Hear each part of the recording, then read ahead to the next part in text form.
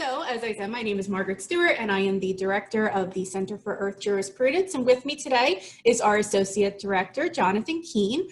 And today we're going to provide you with a brief overview of what the legal rights of nature are and what it looks like in practice, okay? And this is going to provide for you the foundation needed to better understand the more specific topics that we're going to get into in the coming weeks, including animal rights, ecosystem rights, and environmental justice or human rights. So by the end of this academy, it's our hope that you're going to have a greater understanding of this alternative legal paradigm that takes a greater consideration for the entire Earth community and not just the human component of the Earth community. And what we're going to do is we're going to really dive into what that difference is and what's missing from the current legal system. So before we jump into the subject matter today, I actually have a few housekeeping logistical things to go through to just make sure that we all have the information we need for today and for the next couple weeks, okay? So you will receive 1.5 professionalism enhancement hours for each week of the academy. We will track your attendance and we will send those names to the Career Services office on the same day as the session. Okay, so by the end of the day today, your names will have been sent to them.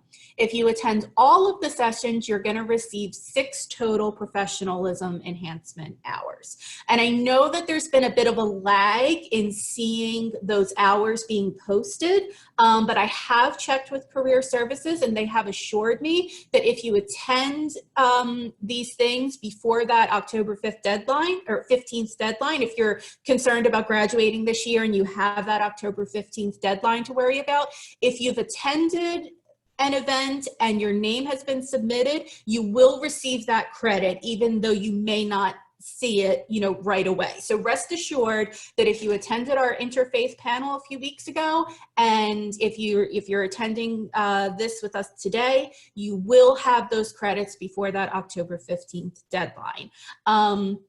If you have any additional questions about that, please do not hesitate to reach out either to us or go directly to Career Services and they can help you with that. So I know that's been a concern. So I just wanted to make sure that everybody had that information.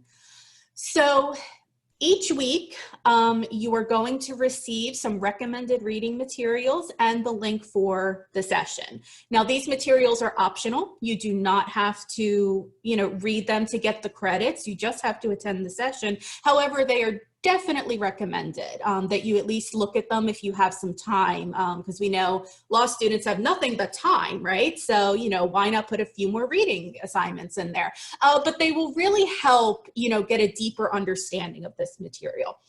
However, it's also important to remember that we are covering a huge amount of subject matter in a very short amount of time, okay? So for example, today's lecture started as a full course, which was then truncated down to a 5-hour course, which I have now truncated down to an hour-long lecture. So, there's going to be a lot of, it's a very, very brief overview. But if you're interested in the subject matter that you hear today and you want to learn more about this area of the law, please be on the lookout for the full classes that will come in the coming semesters, where we will really be able to take the time to dive into all of these issues. So for today's program, we're going to start, I'm just going to give you a very brief overview for anyone who may not be, super familiar with the Center for Earth Jurisprudence, just kind of talk about what we do, talk about the environmental and earth law program here at Berry, and then we're going to jump right in and talk about the rights of nature and provide that foundational basis for our discussions over the next 3 weeks. So if there are no burning questions at this stage, we will begin. Okay, so to start with who Mr. Keene and I are, the mission for the Center for Earth Jurisprudence is to advance law, policy, and governance systems aimed to legally protect the sustainability of life and health on Earth. In the words of our founder and our current director emeritus, Sister Patricia Seaman, our work is based upon the concept that humanity has a basic responsibility to care for and protect the long-term health and well-being of the entire Earth community, meaning all beings that constitute the natural world. So basically, we're a team of lawyers, and we're working to advance these legal principles that will protect nature better, okay? That's essentially what we're trying to do. Our work advances laws and governance systems that reflect humans' interdependent relationship with the natural world, remembering that we're dependent on a healthy Earth, that we're a part of Earth. It's premised on the concept that humanity has this foundational responsibility to care for and protect this long-term health and well-being of all beings in the ecosystem. And we're seeking to develop a philosophy and a practice of law that respects the natural world in its own right and recognizes that humans are an integral member of the Earth community. So Earth Jurisprudence, it analyzes the contribution of law in constructing, maintaining, and perpetuating this anthropocentrism that we like to call it, this human-centered approach to our current environmental law system. And it looks at ways in which this orientation can be undermined and ultimately eliminated. Okay, so under this umbrella of Earth Jurisprudence, one strategy that we have is legally recognizing the inherent rights of nature. And that's what we're going to focus on mainly today. So if this area of the law interests you and you want to dive into it further, be sure to take advantage of the many programs that we have at Berry Law centered on the study of environmental and earth law. So if you have any questions about any of the programs listed here, our honor certificate program in environmental and earth law, the environmental and earth law clinic, the environmental and earth law journal, our center, the environmental and earth law summits and conferences that we put on every year, student organizations such as the newly formed Environmental and Animal Law Club, or any of the other student activities that we have, please do not hesitate to reach out. And if we're not in charge of the particular program, we can definitely point you in the right direction and connect you with who you need to talk to. It's important to know that this study of law is very unique to Berry. It's very exciting that it is gaining traction all around the country and the world in legal education, but we were one of the first places to have a comprehensive environmental and earth law program. And, you're here, you might as well take advantage of it if it's something that interests you. What we're going to do now is just jump right into the subject matter. Again, we've got a lot to cover today, and I want to leave time at the end so that we have time for discussion. Okay, so the way we're going to do this is that I'm just going to start talking at you for a while, and there will be time at the end for discussion and questions and all that. However, if you do have questions throughout, please do not hesitate to throw them in the chat, and Mr. Keene will send them over to me, and we'll see if it's something that I can address throughout the lecture or to see if it's something that can wait till the end. All right, so before we dive deeper into this, I just wanted to kind of take a pause from my talking and look at this short video from Thomas Berry. He's a self-proclaimed ecologian, and he's recognized as the father of Earth Jurisprudence, okay? And I think that this video very clearly explains what's missing in our current environmental law system and how Earth Jurisprudence, and by extension, this strategy of recognizing the legal rights of nature, addresses those missing components. And I think it'll provide a really good basis for our discussion today. It's a short 3-minute video, but he just says it so well, so why not let him say it?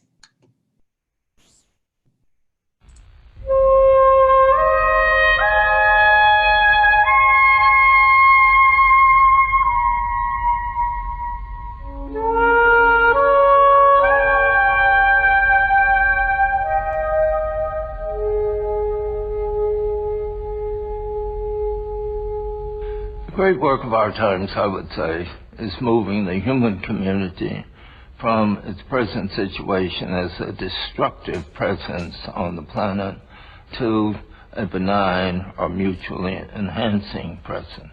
It's that simple.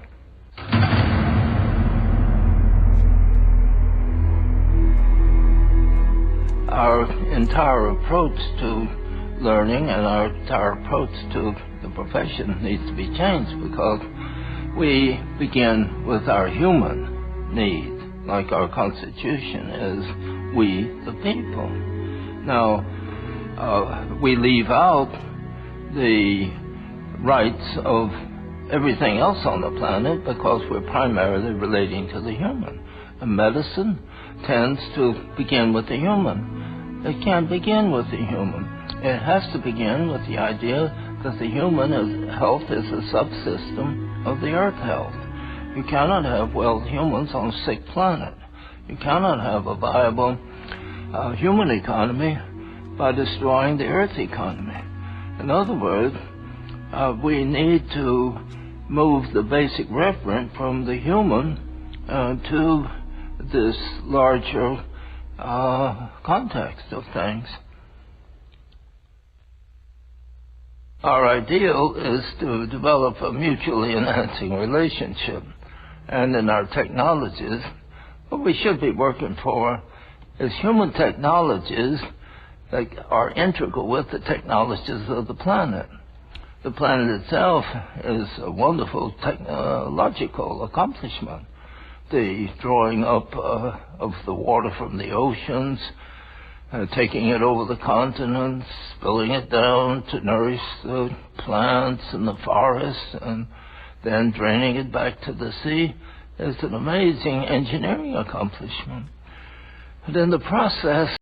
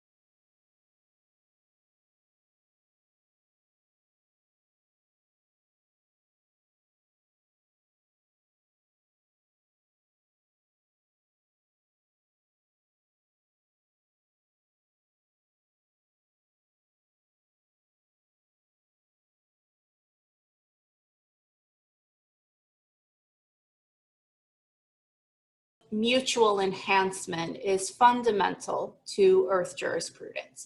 Human beings are deeply connected and dependent on the natural world. The idea that human good can be achieved at the expense of the Earth community is an illusion, and it's an illusion that is falling apart at greater and greater speed as time goes on. So we see it in the unsustainability of our practices. And as Thomas Berry says, we cannot have well humans on a sick planet. The health and flourishing of the Earth community is ultimately a prerequisite for human existence. And Earth jurisprudence seeks to create this legal framework that supports this notion and not the notion of dominion and control that we have been working with for a very long time. So ultimately, the way we're looking at nature is wrong, okay? So we're not realizing that each member of the Earth community is interconnected and dependent on each other. And we act as though, the Earth's resources are infinite, when in reality they're not. They're quite finite. But possibly the most important is that we see ourselves from separate of nature, you know, that nature is something out there. We go to nature when we want to. We build our habitats in a way that separates us as much as possible. And that interferes with our ability to consider nature as an equal stakeholder when we're crafting laws to protect it, and more accurately, ourselves. You know, that's one of the main motivations behind this Ecological Immersion Academy. You will have noticed that we're all sitting behind our computers in our, you know, built habitats, having this lecture right now because of, you know, things outside of our control. We normally would be having this lecture in an ecological setting. That's usually how these ecological immersion academies work, is that we would have this lecture and then we go kayaking, and then we'd have the next lecture and we go for a wonderful hike. And it's to, you know, start reestablishing those connections and giving us a greater appreciation for what it is we're fighting for, okay? And, you know, as you saw in the emails that were sent out, you know, we will have those ecologically immersive activities when it is safe to do so. But just to point out that, you know, this disconnection really was the entire motivation for this academy. So according to, way too far. According to David Boyd, he wrote a wonderful book called The Rights of Nature. If you ever want to borrow it, we have copies at the center and would love to share it with you. There are three entrenched and related ideas that account for our ongoing use and misuse of other animals, species, and just nature in general, okay? So he writes that first is anthropocentrism, and that is this widespread belief that we are separate from, not only separate from, but also superior to the rest of the natural world.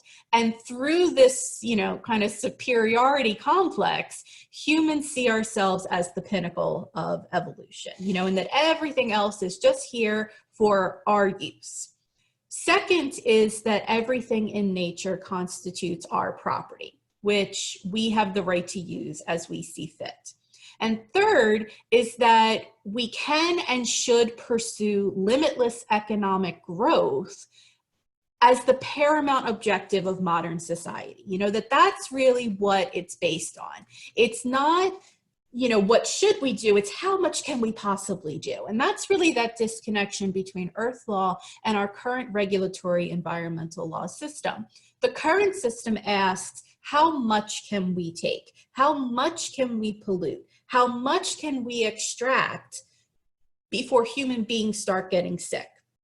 And even in that regard, you know, it's not all human beings. We have a huge environmental injustice issue, which we will cover in the fourth week of this academy, you know, that shows that there's lots of humans we don't even care about.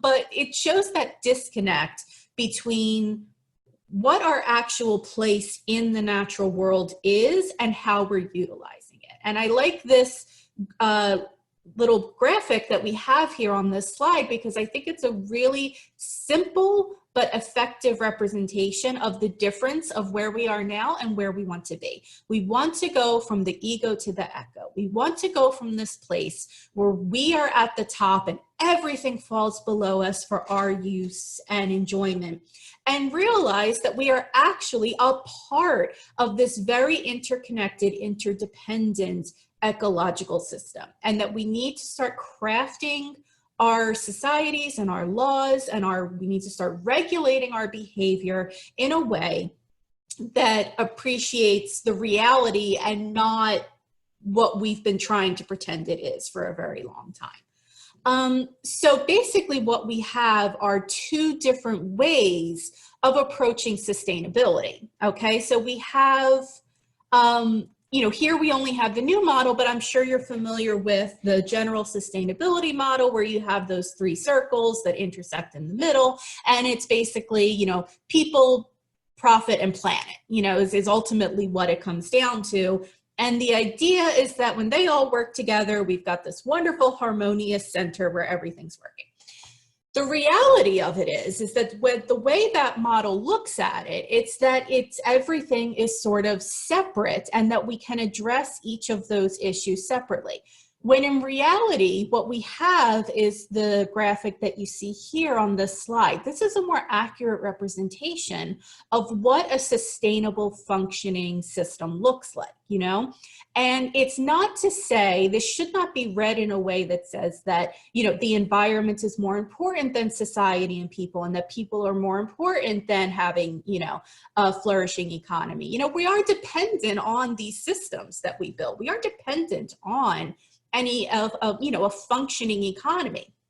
What this chart says is that you cannot have that stable functioning economy if you do not have a healthy and stable society. You cannot have a healthy and sustainable society unless you have a healthy and flourishing environment, okay? And so as we put these systems together, we need to do it in a way that protects each of these components so that we have this sustainable framework to work from. And that looking at things in this sort of disjointed way is just not going to work. It is, we know it's not, because we're seeing things crumble before our eyes right now. We are taking too much. We have put too much on, you know, the stakeholder. If we're looking at the different stakeholders, the stakeholder of profit overtakes the people, and the people overtake the environment. And as we can see, that is the exact opposite of what we need for a sustainable framework. So here is another good chart that I like to show, because, you know, when we talk about the rights of nature, you know, you tend to get a little bit of pushback. You know, ultimately, legally recognizing the inherent rights of nature is a rejection of a lot of what we have our systems based on, okay? And it's a little scary, and it can be, you know, a little difficult to wrap our heads around, because when we think about rights, we're looking at this through a human lens. You know, our entire concept of what rights are human rights, you know? So when we think about recognizing human rights in non-human entities, there is a bit of a disconnect there. It can get a little confusing. And so we like to make sure that we're looking at this in the appropriate way. And it's why we've actually organized this academy the way we have, so that we're going with a basic overview today of what the concept is, but then we're going to look at these individual components of it. And we're going to see how, you know, one of the other things that Thomas Berry has said, you know, when people ask, you know, about, you know, recognizing these rights in other non-human entities is, you know, well, like, I mean, you know, can we not drink water? Does the water have a right, and we can't utilize this, you know, life-saving resource that we have?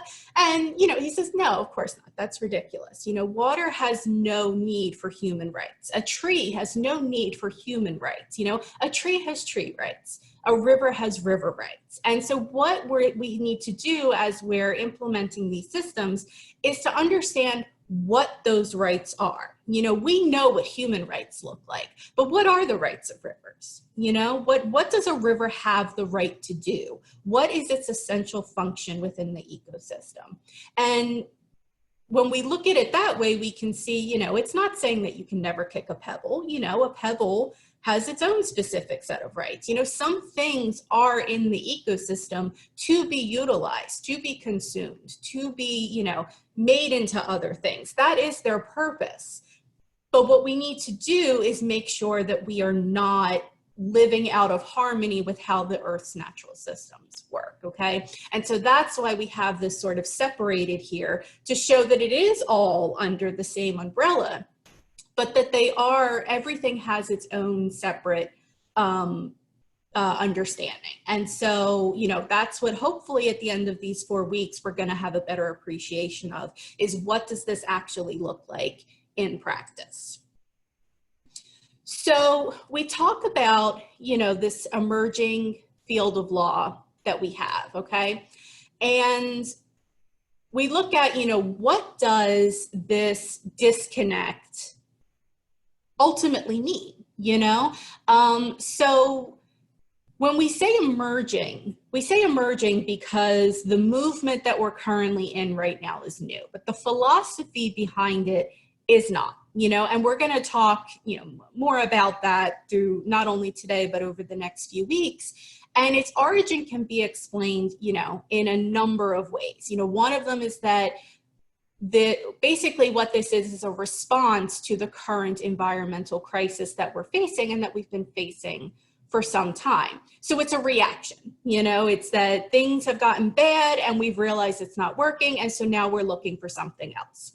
It's also explained that it is the, sort of the natural development of the environmental movement and the environmental philosophy in general that's been going on for decades. In the 70s when we started with NEPA and the Clean Water Act and the Clean Air Act and all that, that ultimately, if you just follow a logical progression, we started there and we're going to have to end with none of that is going to effectively be implemented until we have this legal recognition of these inherent rights of other non-human entities. And, ultimately what unites all the proponents is this belief that, society has this, society and the legal order reflect a harmful and outdated anthropocentric view. Okay, so that's the underlying belief that that all of these different approaches support, and that what Earth Jurisprudence analyzes is the contribution of law in, like we said earlier, kind of constructing and maintaining and perpetuating that anthropocentrism. And it looks at ways at which we can start chipping away at it and ultimately replace it with a system that is going to take greater consideration for non-human entities. And if we look here, what human activity has done, what this chart is showing is extinction rates over this period of time, starting with 1500, but you see this huge uptick at the Industrial Revolution. And you can see how, sometimes people have the argument that changes are natural, climate change is natural, and, things do go extinct. And that is true. We can see that in the chart ahead of time. We can see how things have progressed, but we see how human activity alone has given this huge uptick that the Earth's natural systems cannot keep up with. Okay, so that's the problem. We are basically now in what's in the sixth mass extinction, and we're in what's known as the Anthropocene. And the Anthropocene is a new geological age that has been brought on solely by human activity. So ultimately, humans have become a force of nature, and it has not been a positive force of nature. And so what we need to do is we need to look at how we can restructure these systems in a way that regulates our behavior so that we are not having this very stark impact that we're seeing on this chart here, and that we're living in a more harmonious way with the Earth's natural systems, so that the Earth has a way to replenish and to, be utilized in a more sustainable and effective manner. I don't know if you're familiar with Earth Overshoot Day. That's the day that we recognize every year when we have officially used up all the resources that the Earth is able to replenish for the next year. And that date gets earlier and earlier and earlier every year. Now it's falling in about August. So by August, we have already used up an entire Earth. And everything we use after that point is overkill, and we are taking way too much, okay? So the reason that we look to the law to address these things is because, what is the law ultimately? I mean, it regulates our behavior. We would love everybody to just do what they're supposed to do, but, we need to have a system in place that makes sure that as we implement these different policies, as we implement different technologies, as things progress, as the economy progresses, we're doing it in a way that is not having this really, really jarring effect on all the non-human entities. And as we've discussed, by extension, even the human entities then, because you cannot have well humans on a sick planet. So Christopher Stone, in his book, Should Trees Have Standing, that was really one of the big seminal pieces that came out a few decades ago, where he really, addressed this idea. He looked at what's called the rights paradox. okay? And this is where we get back into that concern that people have when we start talking about these issues, you know, where they say, you know, I don't like that makes me uncomfortable. I don't really understand how this works, you know. Am I not allowed to like step on ants? Do I need to jump around them? You know, how does, like, people do understandably, you know, get a bit confused about this idea. And way back then, he identified why that might be. And we've already discussed this a little bit, but I think he puts it very well here about this rights paradox. And just this idea that, you know, we don't think to recognize something's rights until we see it as something that has inherent rights, but we don't see things as having inherent rights until we've recognized those rights. And so we just end up in this crazy loop where, you know, we have this hard time recognizing that things beyond ourselves have these same inherent values and rights that we have, because it's just not a concept that we've gotten around to recognizing, and therefore it's not a concept that we you know, that we recognize. So, so that's one of the main problems that we need to overcome.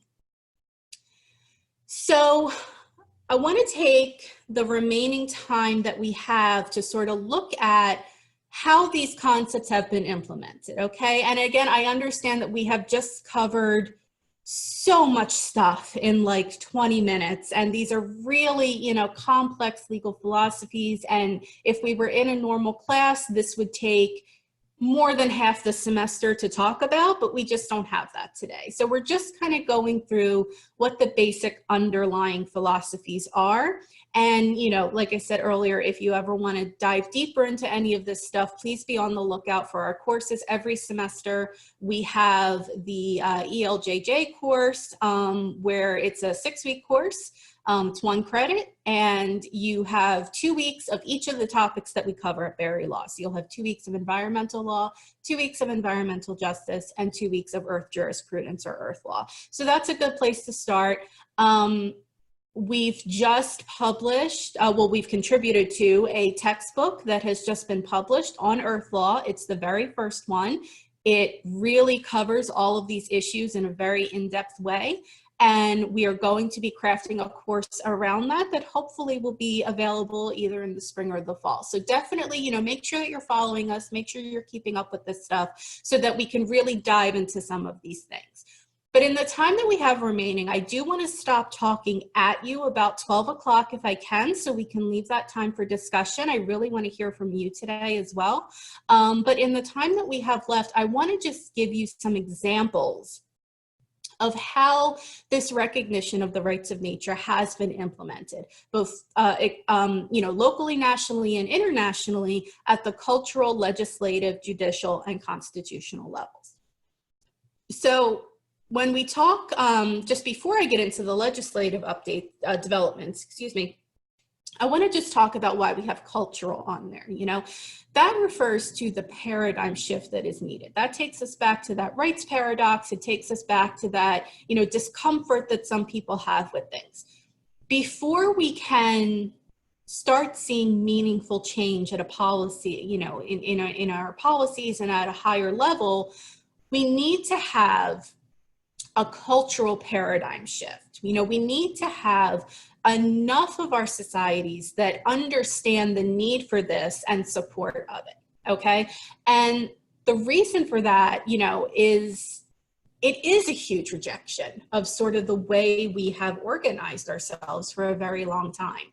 And, you know, a good example to look at as you know, how these happen is, you know, look at things like the plastic straws or the plastic bags. You know, that started with making small changes, making, you know, alternatives available, making different choices available, and educating the public at large on what the problems with those things were. Okay, you know, we all saw the, you know, very sad videos of the turtles with the straws, you know, stuck in their noses. We've all seen the horrifying images of, you know, all the plastic bags coming out of sea life that washes up on shore. You know, we've seen the horrible things that these things do. So it starts there with an education about what is wrong with this. Then it goes into having that alternative option, having reusable bags, having paper straws, having no straws, understanding that, you know, we don't really need straws. If you're me, you really want, you know, them to stop putting so much ice in everything so that you don't even really need a straw. And it's just, you know, it kind of shows how we have those alternatives to things. And from there, you see how we're getting into where different municipalities are talking now about banning these things outright, about understanding there is a problem, we have an alternative, and now we need to regulate behavior in a way that ensures that people are relying on that alternative so that it solves the problem. So we go this way, which then goes back this way, okay? We need that paradigm shift overall to get that sort of widespread support that we need to see the changes that we want to see.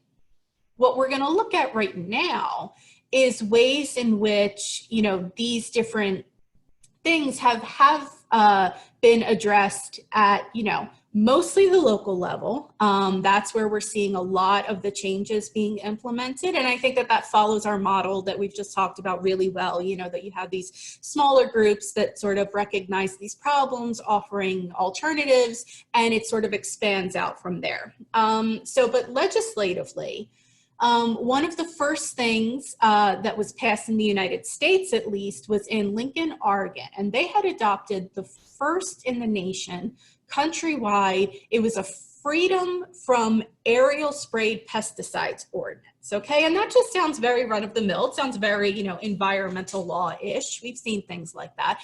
But what made it different was that the Lincoln residents were the first in Oregon to secure the people's environmental and democratic rights, and the first to secure the rights of nature to exist and flourish. So basically, what happened there was it wasn't just, you know, hey, we don't like pesticides, it kills my plants, it ruins this, I don't like it. It was, no, we can't spray these because nature in and of itself has a right to exist and flourish. And when we spray these chemicals, it infringes on those rights. So that was the difference there. We've seen ordinances like this before, and you know, we'll continue seeing them, but it was the rationale behind it and the legal basis for it that was such a huge leap and such a huge change, especially in the United States. So we've seen that again in these other places, in Tamaqua Borough, in Nottingham, in Exeter, you know, and in addition to that, we've also seen conservation easements, you know, used in a way. So again, these are not new things. These are things that have existed for a long time. But in the Hawaii case specifically, what you had was private landowners who put their own land into conservation easement because they recognized that the land itself had a right to exist and flourish, and it had a right to be protected from human development, okay? And so they decided to use these legal concepts that we already have built into the system that we're very comfortable with, and used it in a way with the rationale that, you know, it's not just because I don't want this on my land, it's because the land itself actually has a right to be free of these encumbrances, and that there is no reason to develop on it. And so I'm going to utilize these legal strategies to protect it from that. So again, it's a common legal technique, but it's the underlying rationale behind it that we're seeing change, you know, and that it's not so much what I want, it's what my responsibilities to the land are. One of the huge cases around the world was the Wanganui River case in New Zealand. And there we had the Maori tribe fighting to protect the Wanganui River, who in their culture they see as their relative, you know, they actually see it as an ancestor. It is a part of their family. And so in order to protect it, they implemented the guardianship model there, which again, something we're all very familiar with. I'm sure we've all heard of guardian ad litems, where, you know, you go into court to represent the child because the child does not have legal standing to represent themselves in court.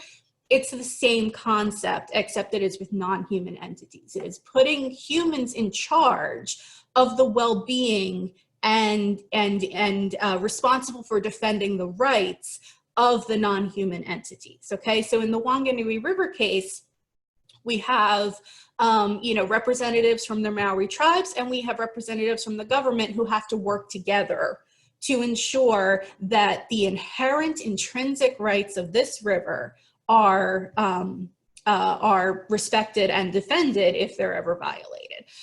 So, you know, again, this is another example where we're seeing these very common legal strategies, but with the underlying rationale behind them shifting, okay? And that's where we're seeing that paradigm shift happen.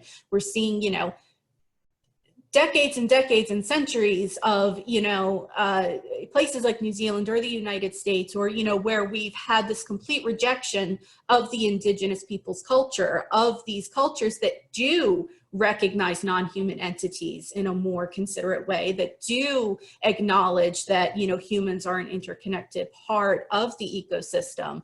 And now we're seeing using modern legal techniques to recognize those original concepts. And then in Bolivia, they actually have recognized the rights of Mother Earth. And it's actually something where I will send that out as a follow-up for next week. It's a beautiful piece of legislation, and I highly recommend looking at it as sort of a model. And it's one of those places where, you know, now you have this sort of overarching legislative piece that you can use to defend non-human entities, okay? And so that's something that we're seeing much more around the world than we are in the United States, but it's still very, very effective. So in terms of judicial updates, there have been a lot of cases, and this is, when I say a small sampling, I mean a very small sampling, because this is really taking off around the world right now. But I just wanted to, you know, look at a couple little, you know, examples that we have here. First is from the United States. It's Colorado River versus the state of Colorado. Okay, and that suit was filed a few years ago in Colorado by an attorney called Jason Flores Williams. And what it did was it named the river ecosystem as the plaintiff, you know, so they kind of skipped a few steps and went right to it and said, you know, no, the river is the plaintiff here, you know, really not citing any specific boundaries. And what it sought was to hold the state of Colorado and the governor liable for violating the river's rights, okay, to exist, flourish, regenerate, and be restored and naturally evolve. That's how they explained what the river's rights were. So because the river cannot appear in court, obviously, you know, a group called the Deep Green Resistance filed the suit as an ally or a so-called next friend of the waterway. So the suit was characterized as an attempt to level the playing field, you know, as rivers and forests battle this sort of human exploitation that they're constantly battling. And, you know, as it stands, the attorney said, you know, the ultimate disparity exists between entities that are using nature and nature itself, okay? And that's also one of those issues that we see in the current regulatory environmental law system, is that, you know, there's this disconnect between the regulations and what's being regulated. And we need a greater understanding of how those two things work together. So, you know, their argument was that by imbibing the rivers with the right to sue, it would force humans to take care of the water and the trees that they need to survive or face penalties. You know, again, this is sort of that regulatory system that we're all comfortable with and that we understand. So, you know, he says, you know, what I liked about this case was that it took it from this sort of pie in the sky kind of concept, and it made it very pragmatic, you know, and it demonstrated for people what the benefit of this alternative legal system might be. My favorite quote from him was, you know, and we kind of addressed this earlier, but he said, you know, does every pebble in the world have standing? Absolutely not. That's ridiculous. We're not interested in preserving pebbles. We're interested in preserving the dynamic systems that exist in the ecosystem upon which we depend. And I thought that that really sort of address the concerns that a lot of people have. There's a lot of rights of nature initiatives popping up in Florida right now. And, a lot of different people who are writing about it have reached out to me and the center in general to just say, like what kind of crazy effect is this going to have, and this is essentially the answer that we have for them, is that it's not about each individual thing, just like it's not about just humans. We're interested in preserving the dynamic systems that exist in the ecosystem upon which we depend. And that's ultimately what recognizing the rights of nature comes down to.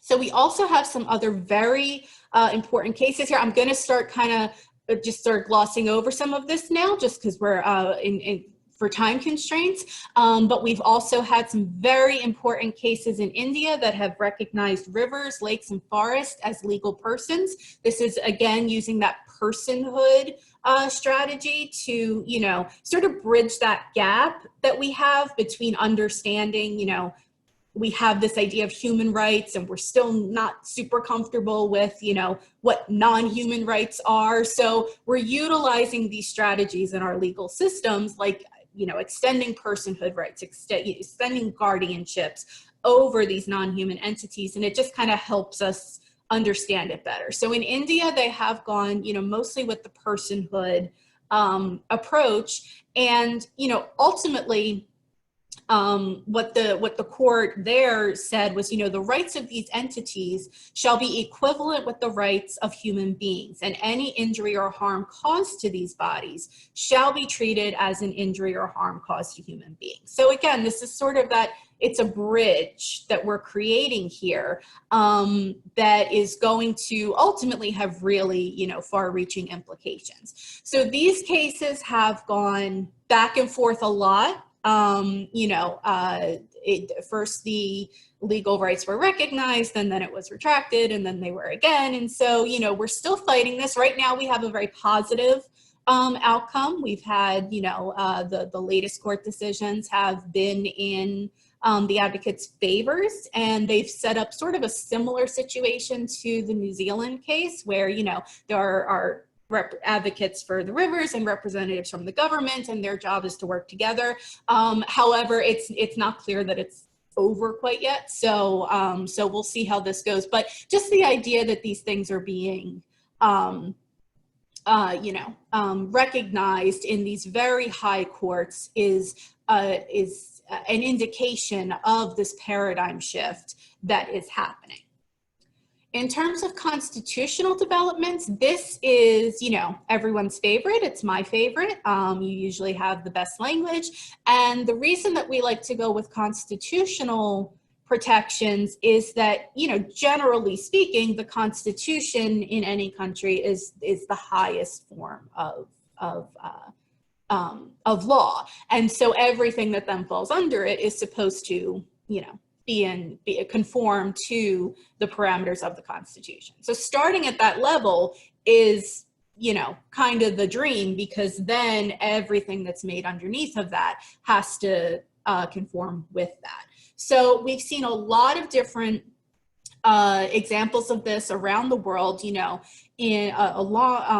2006, Ecuador was one of the first places to put in their constitution the actual rights of nature, that it has the right to, exist, persist, maintain, regenerate its vital cycles, structure and function in its process and evolution.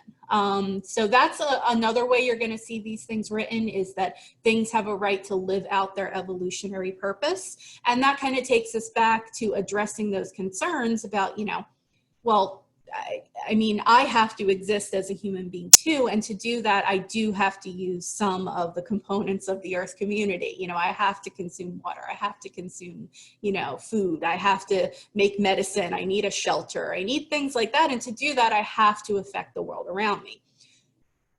When we talk about things living out its evolutionary purpose, some things' evolutionary purpose is to be made into medicine, is to, water serves as a source of life for all organic material on the planet.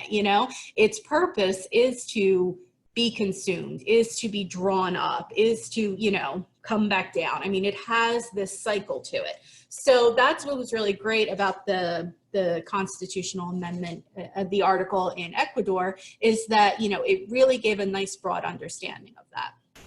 And we were just in Ecuador a few years ago celebrating the 10th anniversary of that. And it's very exciting because it gives us a really good indication of what this would look like elsewhere. You know, this constitutional amendment has been used in court. It has been used to protect different areas. It has been used, you know, one of the lawyers that we know down there tells a story about how, you know, there were people fishing and a shark, you know,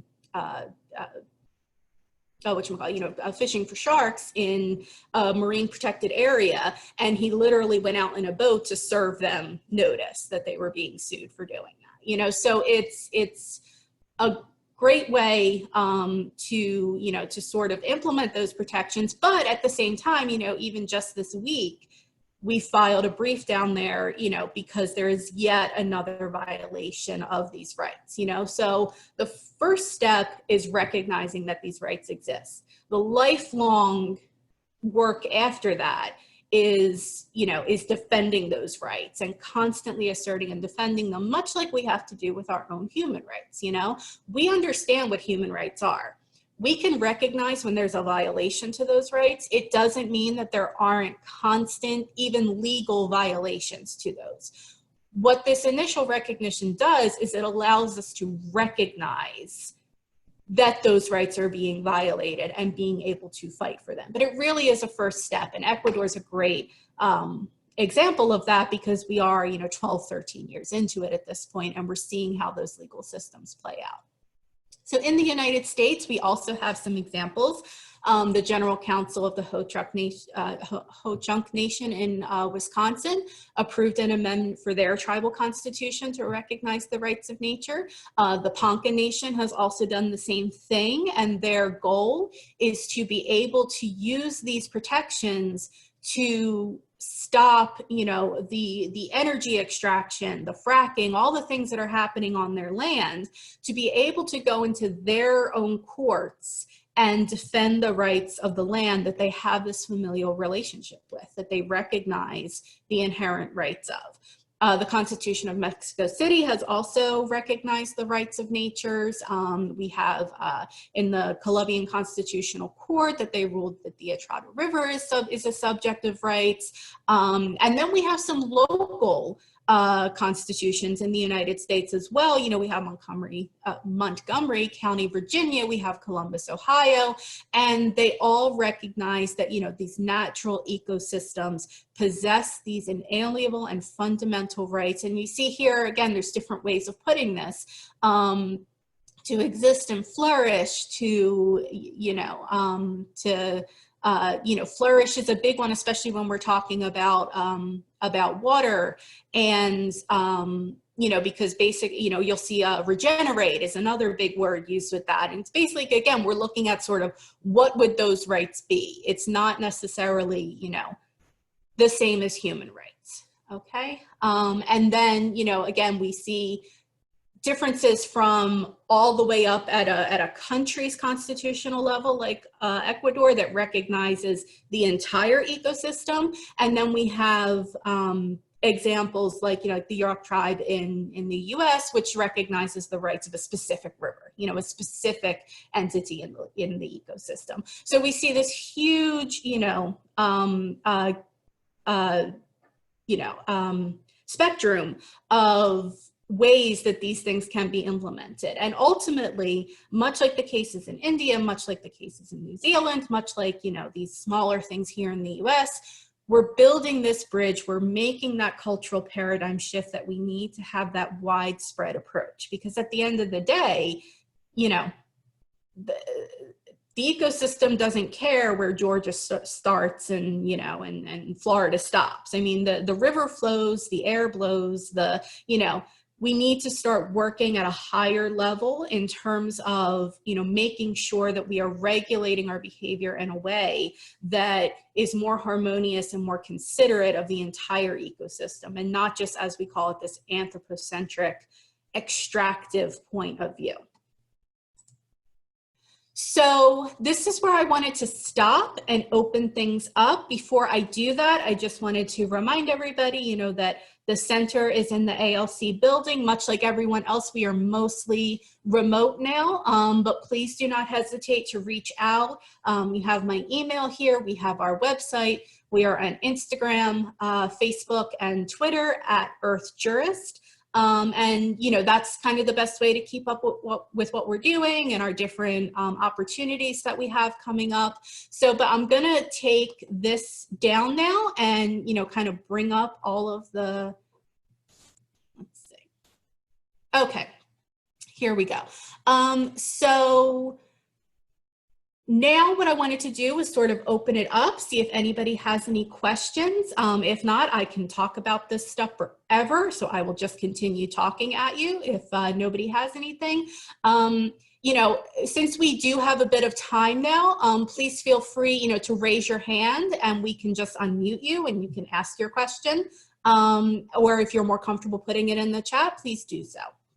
But basically, you know, what we're trying to understand here today is the underlying rationale behind these changes that we want to see. So next week, we're going to look more at, you know, the, we're going to look more at animal rights and looking at what does that mean? You know, what we know what our current relationship with animals are, but what does it look like when we're actually taking their inherent rights into consideration? You know, and then the week after that, we're going to look at ecosystem rights and sort of the same thing. I mean, we've touched on how a couple different countries and states are looking at that today, but this idea that they have a right to exist, they have a right to flourish, they have a right to persist, they have a right to regenerate, they have these rights that are constantly being infringed upon, because what we're looking at mostly is, you know, how much of the water can we pump out before there's no water left for us. We're not looking at how much of the water can we pump out before the springs are no longer flowing effectively, you know, before the other entities that rely on those springs are adversely affected, okay? And so that's what these legal systems that we are advocating for want to address, okay? And so I see we have some hands here. So actually, Mr. Keene, I'm going to ask you to unmute them because I don't know if I can. Hi, good afternoon. Hi. Can you hear me? Yes, absolutely. Go right ahead. So I'm trying to like really understand this whole like giving the land like standing. I mean, I just took con law last year. Mm-hmm. Don't we have like these agencies that are like experienced in all of these fields, and like we grant them this power to make laws and to enforce them because they are so experienced in these fields? So isn't this almost, I guess, what's better to focus on, I guess, is a better question for me to ask than to pick a side. Is it better to form a better agency to handle this, or should we just start giving the land this standing to fix itself? I think it's probably more of like a legislature thing to delegate out, I guess. Thank you for that. Yeah, no, that's you've hit on some really important issues that we deal with constantly. So that's great. You have a really good grasp over, you know, kind of what we're dealing with here and what the issues that come up are. So the first thing to start with is that, you know, when we're looking at the rights of nature, it's important to make sure that we're using our language effectively. And, you know, so in terms of rights, we're talking about inherent rights. So we're not granting those rights. We're not giving anything. We're recognizing that they exist because they do intrinsically, inherently, whether we recognize it or not.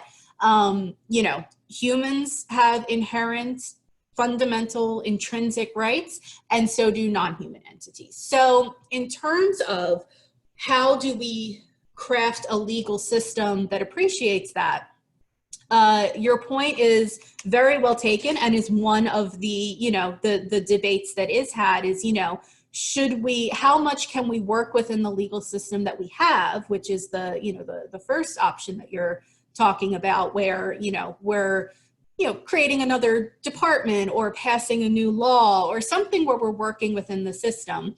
And, you know, how much should we sort of recognize that these rights exist and let it play out sort of judicially, and, you know, be able to have, much like a human would go and defend their own human rights, to be able to have nature go in and these different entities and defend their rights. The problems that arise with the legislative option and with the passing a new law, or, you know, creating a new department, or whatever that would look like in our current regulatory environmental system, is that the foundation of that system is inherently flawed. You know, it is property based. It is, you know, our entire environmental regulatory system in the US at least, and in a lot of other places, is built on property law. You know, and I don't want to scare anybody to, you know, make you go back to, you know, 1L property. I know we all got out of that and never want to go back, but it's, you know, that's where the basis of these laws is.